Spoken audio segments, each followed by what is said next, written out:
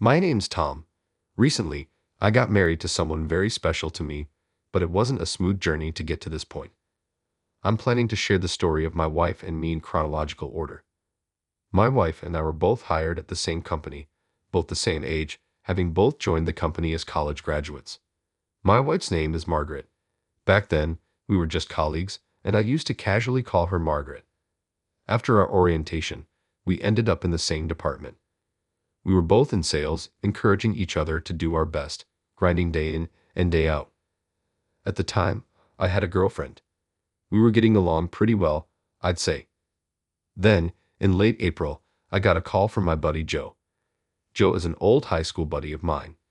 We went to different colleges, but would occasionally hang out, just the guys. I got a call from Joe saying, "I've got a couple of tickets for an amusement park. Want to bring our girlfriends?" I'd never been on a double date before, so it was a bit awkward, but it seemed like it could make a good memory.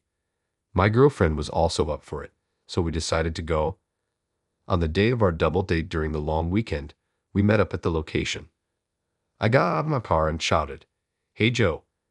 Joe raised his hand. "Hey, long time no see." We both knew that we had girlfriends, but we'd never actually met them or even heard their names before. Feeling a bit jittery, we introduced our girls. "This is Margaret. Nice to meet I." The moment I saw the face of the girl stepping out of Joe's car, I said, "What? Margaret? Tom, is that you?" We both looked at each other and couldn't help but laugh. Turns out, my buddy Joe's girlfriend was none other than my coworker Margaret. "No way.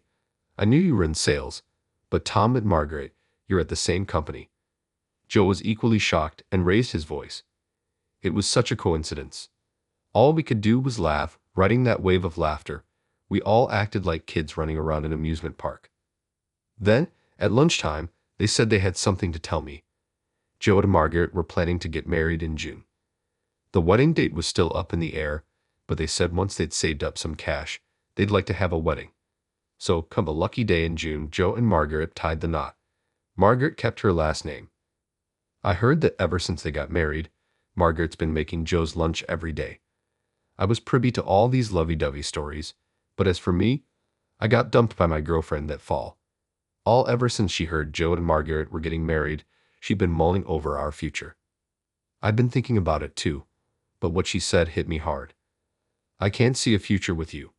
I asked if I'd done something wrong, but her response was vague, something like, "It just doesn't feel right." Let the past be the past, I thought, but it was a tough pill to swallow. Joe and Margaret were the ones who consoled and encouraged me. Despite being newlyweds, they'd invite me over and lift my spirits with some drinks. Best friends and coworkers, including myself, the three of us started hanging out more. Once Joe and Margaret got married, I thought this enjoyable dynamic would last forever. Then, a new year rolled around, and spring came along. It was the spring marking our second year at the company. One Monday, when work hours had already started, Margaret was nowhere to be found. "Is she unusually off work today?" Just as I was about to ask my boss that, my phone rang. It was an old high school buddy. "Sorry to bother you at work, but I just got a call from a friend." Without any pleasantries, he sounded rushed, but the next words from him left me in shock. "Joe. Joe had an accident." It was a call to tell me that Joe had passed away this morning. "What? Joe, you're kidding me. What do you mean he's gone?" I was rattled. I couldn't believe what I was hearing. The accident happened last night. Joe was in the passenger seat of a friend's car, and an oncoming car, apparently a dozing driver, ran into the car Joe was in. He was rushed into emergency surgery but passed away in the early hours. I attended Joe's funeral. "Joe, why did it have to be you?" I couldn't stop the tears. The harsh reality was too much to take. Margaret held it together at first but broke down crying during the service. I couldn't bear to look at her like that, so I covered my face with a handkerchief, trying to stifle my sobs. Afterwards, Margaret took a month off work. By the time she came back, she had lost a lot of weight. When she returned, she came to my desk. "Tom, thanks for all the emails. Sorry for worrying you." Margaret smiled, but I could tell she was still forcing it. "Even I can't believe that Joe's gone. That's why I've been so worried about." During her time off, I had been sending her emails at night. "Are you eating properly? Getting good sleep in your bed? That's all I could really ask in my mails. But Margaret told me she appreciated those messages. Being alone at night was tough for her. When she got home, the loneliness hit her hard, and she couldn't get anything down. When she got an email from me, it made her think that she had to at least try to live a normal life. Even if it was just one sandwich, she managed to eat it. Seeing Margaret like that, I couldn't bring myself to say, "I hope you get better soon." All I could do to make her feel even a little bit better was to invite her out for dinner after work. I've tried a couple of times with colleagues who are also worried about her, but she declined, saying she's not up for it yet. But we kept asking her, and eventually she accepted our invitation. Her appetite was small, but seeing Margaret say the food was good and actually eating a little made me feel somewhat relieved. On our way back from dinner, as we live in the same direction, Margaret and I walked down the night streets together. Then, Margaret started talking about Joe. He's in the cemetery now, and all that's left at home is his portrait. I'm really alone now. Margaret started to cry, her tears flowing freely. All I could do for her was offer her my handkerchief and rub her back.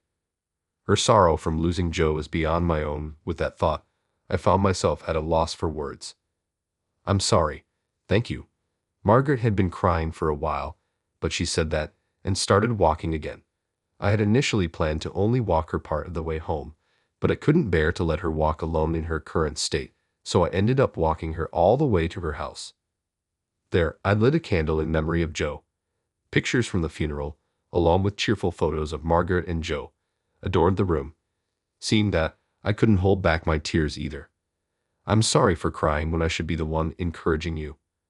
My words got choked up in tears. It's too soon, isn't it? We had so much more ahead of us. It's frustrating, but I bet Joe is the most frustrated of all. Margaret said, as she wiped away her tears. But I have to keep going or else Joe would worry, she shared. Even though she might not be fully ready yet, she's trying to cheer up a little bit at a time. I wondered what I could do for Margaret. All I can do is listen to her and take her out to eat. That felt so inadequate. Margaret had said that she finds it easier to cope while working, but it seemed like she was putting on a brave face. Yet, she managed to get through the first anniversary of Joe's passing. While she still had her down moments, Margaret was slowly getting her spirits back. During this time, the support from everyone remained unchanged. A few of us from work kept inviting her out to dinner after work. I continued to walk Margaret back to her house. On days when we got home early, I would light a candle in memory of Joe. One day, while I was walking Margaret back to her house, she asked, "Why do you always walk me home?" "I don't want you to be in danger if something happens on the way home. There are dark streets. Besides, if something happened to Margaret, Joe would be furious. I don't care if it's none of my business, but I have to protect you, whom Joe cherished so much. Otherwise, he's going to get mad at me in my dreams about what I'm doing." I said all this with a bit of a chuckle to lighten the mood. Margaret said, "Thanks," and she laughed. Time passed, and we reached the third anniversary of Joe's passing. Both Margaret and I were more involved in our work than ever. On exhausting days, we continued to unwind by going out to dinner with some coworkers. Then one day, as I was walking Margaret home again, she said she had a small favor to ask. "You see, the light bulbs in my foyer and dressing room have gone out. I tried standing on a step stool, but I just can't reach. Could you help?" To Margaret, who seemed a bit embarrassed to ask, I cheerfully replied, "Sure thing, no big deal.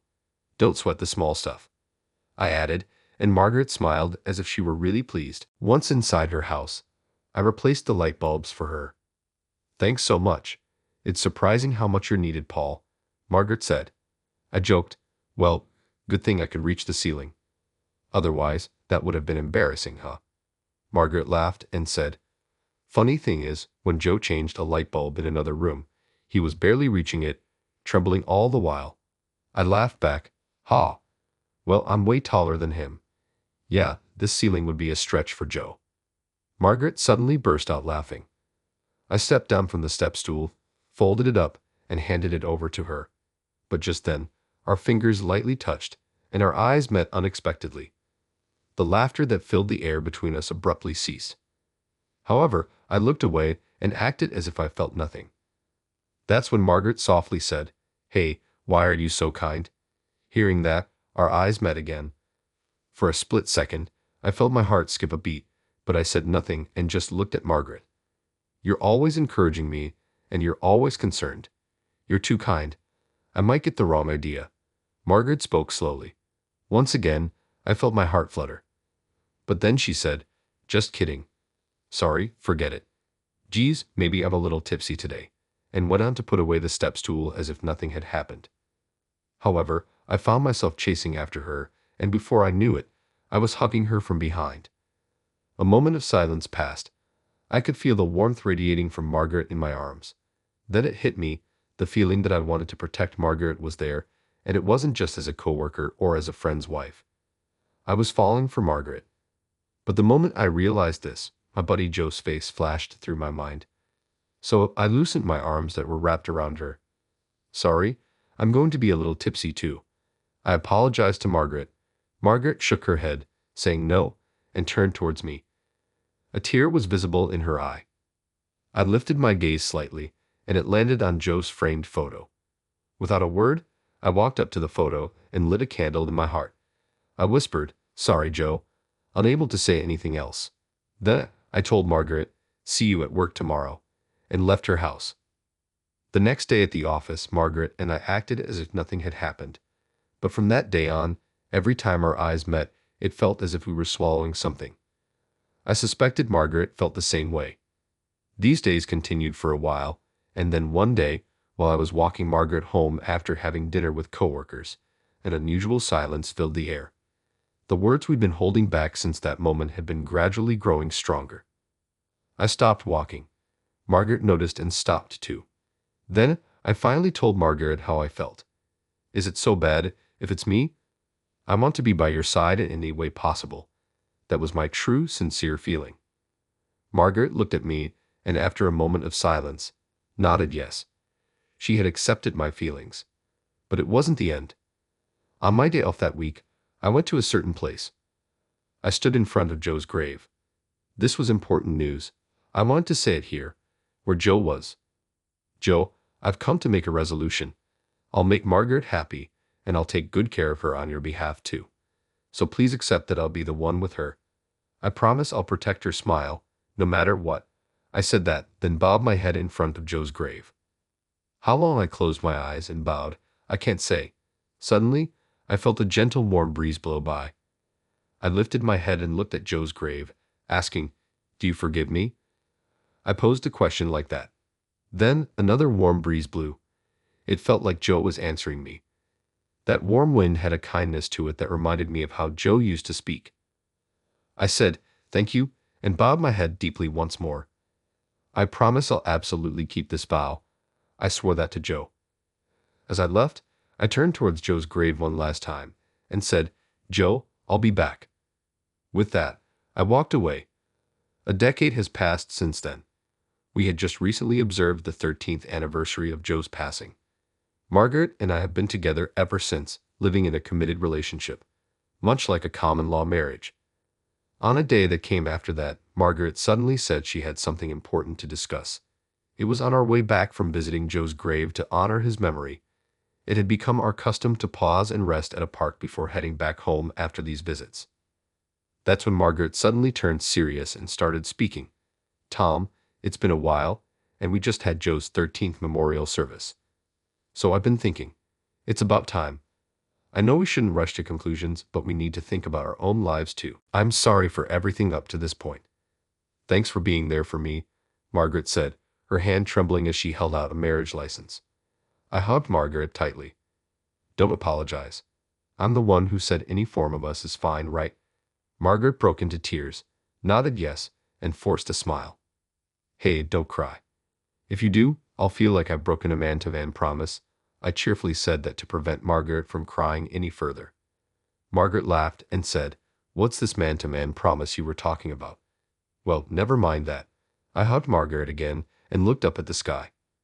Joe, I promise to keep my word to you. I'm sure Joe is watching over us, happy to see Margaret smiling. And so we became a married couple. 2 years later, a new life was born into our family. A cute little girl who looks like Margaret. On the day our child was born, there was a meteor shower. It was a special day for other reasons too. Joe loved stargazing. Both Margaret and I knew that, so we couldn't help but think that he was sending his blessings for a safe childbirth and our happiness. The child was safely born, full of energy, and she has since filled our lives with her adorable laughter. To ensure that the family we're committed to protecting can always smile, and while cherishing our loved ones as they deserve, we plan to keep living life in our way.